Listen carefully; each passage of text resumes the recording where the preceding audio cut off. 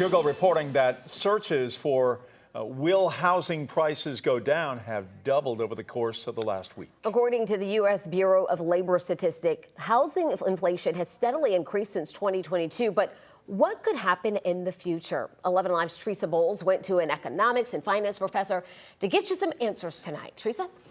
Well, I learned these trends can be tricky to understand and they depend on a few factors. Overall, inflation is going down, but it's going down very slowly.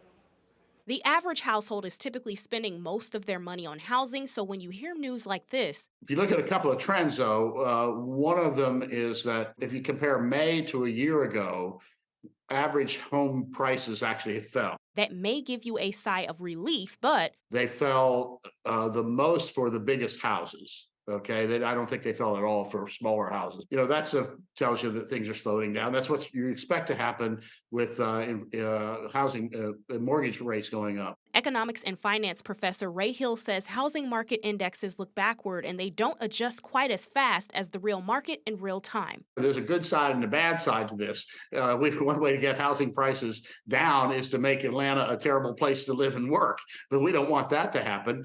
And so part of this is just a reflection of a very healthy Georgia economy and a very healthy Atlanta economy as well. And Hill says nationwide, the inflation rates are an effect of the federal deficit, COVID money running into the economy, plus federal spending with slow reactions to raise interest rates by the federal government. Though the future isn't certain, he says watching inflation rates is the best indication of what could happen with housing prices. I don't see a spike. I just see that we're all going to be unhappy with the rate of inflation for, as I say, some months to come. And people who are thinking we're going to get back to the Fed's target of 2%, well, I don't see that.